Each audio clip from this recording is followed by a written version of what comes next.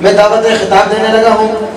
فصیح اللسان، آواز جمعیت، امین فکر شیخ الہند، پنجاب میں جمعیت علماء اسلام میں اندر ایک نئی روح پھونکنے والے جنرل سیکرٹری جمعیت علماء اسلام حضرت مولانا نصیر احمد حرار صاحب کو کہ وہ تشریف لائیں اور آپ کو اپنے سماعت سے، اپنے جذبات سے مستفید فرمائیں۔ مولانا نصیر احمد حرار صاحب تشریف لائیں اور اپنے مواعظ سے ہمیں مستفید فرمائیں۔ الرحمن الرحیم، والصلاة والسلام علی رسولہ الکریم، اما بعد۔ حضرات علماء کرام، بزرگان محترم، نوجوان دوستوں اور ساتھیوں، آج کا یہ پروگرام ہمارے اس ادارے کا سالانہ پروگرام ہے جو ماشاءاللہ بڑے اہتمام سے منعقد ہوتا ہے۔ مولانا یعقوب فیض صاحب ہمارے بڑے بھائیوں کی طرح ہیں، اللہ تعالیٰ ان کے اس ادارے میں دن دگنی رات چوگنی ترقی عطا فرمائے۔ آپ حضرات بھی بڑی محبت سے آئے بیٹھے ہیں اور اپنے محبوب خطبہ کو اور اپنے محبوب شعراء کو سننے کے لیے، بالخصوص ہمارے برادر محترم مولانا شاہد عمران عافی صاحب تشریف فرما ہیں، اور یقیناً سب کی نظریں ان کی طرف ہیں، اور میں بھی ان کے اور آپ کے درمیان بالکل حائل نہیں ہونا چاہتا، اس وجہ سے کہ وہ انشاءاللہ آپ کے سامنے کلام پڑھیں گے۔ مولانا یعقوب فیض صاحب نے حکم فرمایا، ہم یہاں حاضر ہو گئے، پھر کسی موقع پر آئیں گے انشاءاللہ، تفصیل سے بات چیت کریں گے۔ ختم نبوت کے عنوان پر بہت ساری باتیں کی گئی ہیں، میں نے مولانا شاہد صاحب سے 3-4 منٹ کی اجازت لی ہے تو اسی میں بات میں نے پوری کرنی ہے۔ ختم نبوت کے عنوان پر آپ حضرات سے بہت سی باتیں کی گئی ہیں، بہت سی باتیں کی جائیں گی، میں 2 باتیں عرض کرنا چاہتا ہوں۔ ایک یہ کہ ختم نبوت کا عقیدہ اسلام کا بنیادی عقیدہ ہے، اس میں تو کسی کو کوئی ابہام نہیں ہے، لیکن جب غلام احمد قادیانی نے نبوت کا دعویٰ کیا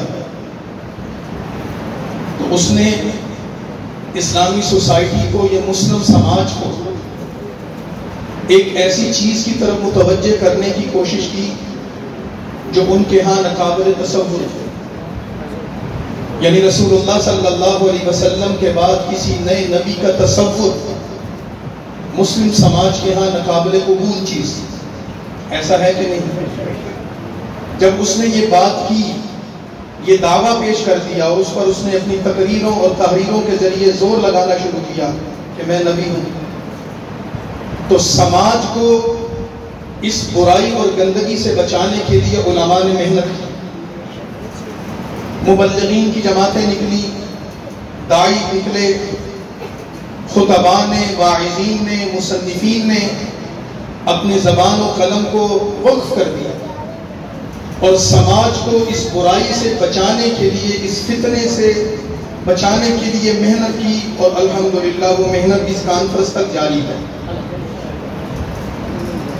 اور آئندہ بھی جاری رہے گا۔ سماج اس فتنے سے محفوظ رہے،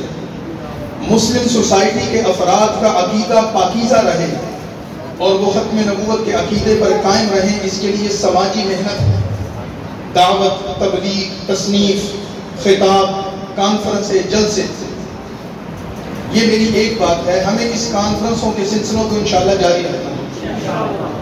دوسری بات، غلام احمد قادیانی کے عقیدے کی غلط تشریحات کے بعد اور جھوٹے دعوی نبوت کے بعد سماج کی محنت 1974 میں ایک ایسے موڑ پر آ کر کھڑی ہو گئی تھی کہ جب پاکستان کی ریاست اس میں فریق بن گئی تھی، یعنی پارلیمنٹ میں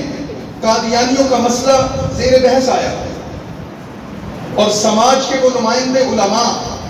جو سماج میں لوگوں پر عقیدے کی درستگی کی اور رد قادیانیت کی محنت کر رہے تھے، اس مسئلے کو اٹھا کر سماجی سطح پہ اٹھا کر پارلیمنٹ کی سطح پر لے گئے اور انہوں نے ریاست میں اس کو ایسے فریق بنایا کہ ریاست اس پر ایک قانون بناتی ہے پارلیمنٹ اس کو اتفاق رائے سے پاس کرتی ہے اور پاکستان کے آئین میں قادیانیوں کو غیر مسلم ڈکلیئر کر دیا جاتا ہے۔ تو 1974 میں عقیدہ ختم نبوت اور رد قادیانیت کے تناظر میں ہماری تاریخ میں یہ ایک اہم موڑ آیا کہ جب عقیدہ ختم نبوت کے حوالے سے ریاست بھی فریق بن گئی تھی۔ اب پارلیمنٹ کے ارکان ریاست اقتدار کے ایوانوں میں بیٹھے ہوئے لوگ بھی اپنا حق ادا کریں، جس طرح سماج کے داعی اور مبلغ اپنا حق ادا کر رہے ہیں۔ تو یہ ریاست کی ذمہ داری ہے کہ نہیں؟ تو میرے بھائیوں، میں آپ سے سوال کرتا ہوں، میری بات ختم ہو گئی کہ سماج میں مسلم سوسائٹی کے ایک فرد کو بچانے کے لیے تو ہم کانفرنسیں، جلسے، تقریریں، تحریریں، واعظین، مبلغین کی جماعتیں نکالتے ہیں، لاکھوں روپیہ اس پر خرچ کرتے ہیں، مغرب عشاء سے جلسہ چلا ہے 2 بجے تک جاری رہے گا۔ ہم ایک ایک فرد کے لیے تو یہ کردار ادا کر رہے ہیں، لیکن جو پارلیمنٹ ہے، جو ریاست ہے، اقتدار کے ایوانوں میں بیٹھے لوگ ہیں، وہ بھی اس عقیدے پر قائم رہے اور ناموس رسالت کا قانون باقی رہے اور قادیانی دائرہ اسلام سے باہر رہیں، پاکستان کی پوسٹیں ان سے محفوظ رہیں۔ اس کے لیے ہماری کتنی محنت ہو رہی ہے، اس کے لیے ہم کتنی کوشش کر رہے ہیں۔ سماج میں رہنے والے افراد کی ذہن سازی کے لیے یہ جلسے جلوس بہت بڑی محنت ہے، اس کو جاری رہنا چاہیے، لیکن پارلیمنٹ میں بیٹھے لوگوں کو اور ریاست کو اپنے اس قانون پر قائم رکھنے کے لیے ووٹوں کی ضرورت ہے، جلسوں اور جلوسوں کی ضرورت نہیں ہے۔ تو میرے بھائیوں، جیسے ہم پورے جذبے سے، شوق اور ذوق سے ان کانفرنسوں اور جلسوں میں شرکت کرتے اپنے خطباء کو، اپنے شعراء کو داد دیتے ہیں اور رات گئے تک ان کے ساتھ بیٹھتے اور جاگتے ہیں، یہ بھی ہم اپنا دینی فریضہ ادا کر رہے ہیں، تو جو لوگ پارلیمنٹ میں بیٹھ کر اس قانون کے تحفظ کی لڑائی لڑ رہے ہیں اور ریاست کو کہتے ہیں کہ وہ بھی فریق بن کر اس میں مسلم سماج کے ساتھ کھڑی ہو اور قادیانیوں کے خلاف کھڑی ہو، اس کے لیے جو جماعت محنت کر رہی ہے اس کا بھی ساتھ دینا چاہیے۔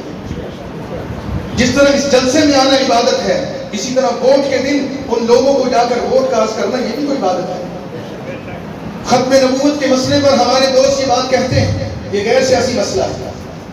اگر یہ غیر سیاسی مسئلہ ہے تو پھر اس کو ریاست کو فریق کیوں بنایا گیا؟ اس کو پارلیمنٹ میں کیوں لگایا گیا؟ اراکین پارلیمنٹ اور حکومت کو اس میں انوالو کیوں کیا گیا؟ پھر آپ اس کو سماج میں رکھتے، پھر اس کو خطیبوں اور واعظوں تک رکھتے، جلسے اور جلوسوں تک رکھتے۔ جب آپ اس مسئلے کو پارلیمنٹ میں لے کر گئے، آپ نے ریاست کو اس میں انوالو کیا، قانون سازی کروائی، اقتدار کے ایوانوں میں بیٹھے لوگوں کو اپنے ساتھ کھڑا کیا، تو میرے بھائیوں، تو پھر آج ہمیں یہ ماننا چاہیے کہ یہ ختم نبوت کا مسئلہ غیر سیاسی نہیں ہے۔ اس مسئلے کے حل اور قادیانیوں کو لگام ڈالنے کے لیے سیاسی قوت کی ضرورت ہے۔ رائے عامہ ہموار ہوگی جلسوں سے اور طاقت کا اظہار ہوگا ووٹ سے۔ آپ ان جلسوں میں بھی اپنی بھرپور حاضری کو یقینی بنایا کریں، اور الیکشن سر پر آ رہا ہے تو جو جماعت اس ناموس رسالت کے قانون کے لیے پارلیمنٹ میں قادیانی اور یہودیوں کے ایجنڈوں کا مقابلہ کرنے کے لیے کھڑی، آپ کا ووٹ بھی ان کے حق میں ہونا چاہیے۔ ذرا بتا دیں وہ جماعت کون سی؟ اسلام کو جماعت ہے۔ مجھے امید ہے کہ جس طرح آپ شاہد عمران عارفی صاحب کو دل و جان سے داد دینے والے ہیں، آنے والے الیکشن میں جمعیت علماء کے ووٹ کے لیے محنت کریں گے۔ اللہ تعالیٰ